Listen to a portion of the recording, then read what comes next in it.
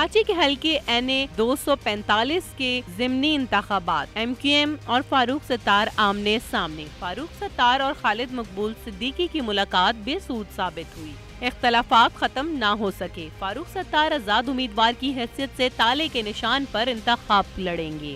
मैंने भी ताले के निशान पर ज़िमनी इंतखाब लड़ने का फैसला कर लिया मैंने। जबकि मुईद अनवर मुत्तहदा कौमी मूवमेंट पाकिस्तान के उम्मीदवार होंगे।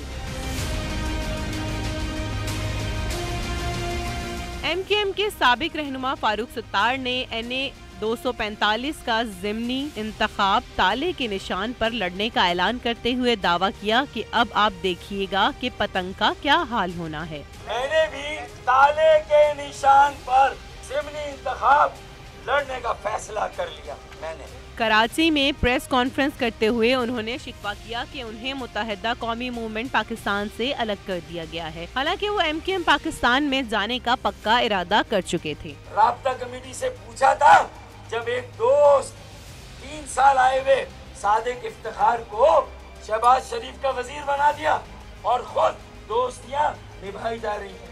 साबिक रुकने कौमी असेंबली ने कहा कि नेक नियति से कोशिश की कि खालिद मकबूल सिद्दीकी के साथ खड़े हों। फारूक सत्तार का कहना था कि उन्होंने कोई डिमांड नहीं की। अब आखिर में एक हफ्ते से जो बात आ रही थी कि बुजुर्गों ने मना किया है फारूक भाई की क्लियरेंस में। बुजुर्ग ये कहते हैं कि हम न्यूट्रल हैं। 3 मरतबा वर्कर इजलास की तारीख रखी गई। एक बार बारिश की वजह से पोस्टपोन हुई, बाकी 2 दफा क्यों हुई मेरे इल्म में नहीं। उन्होंने सवाल पूछा कि क्या खालिद मकबूल सिद्दीकी उनकी हिमायत करेंगे। उनका मजीद कहना था कि हिमायत हासिल करने के लिए मुस्तफा कमाल और आफाक अहमद के पास जाएंगे। फारूक सत्तार ने खालिद मकबूल को मुखातिब करते हुए कहा कि खालिद भाई, अब भी वक्त है, ये इलेक्शन यकजहती का है, मेरा हाथ थामे और इस दलदल से निकलें। कि ये MQM न तुम्हारी है न मेरी है, ये खालिद मकबूल सिद्दीकी की है।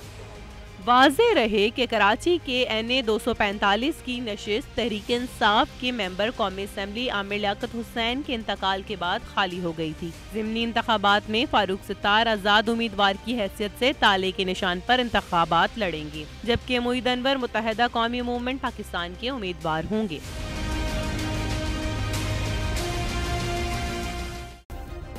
सब्सक्राइब करें और बेल दबाएं ताकि कोई खबर रह न जाए।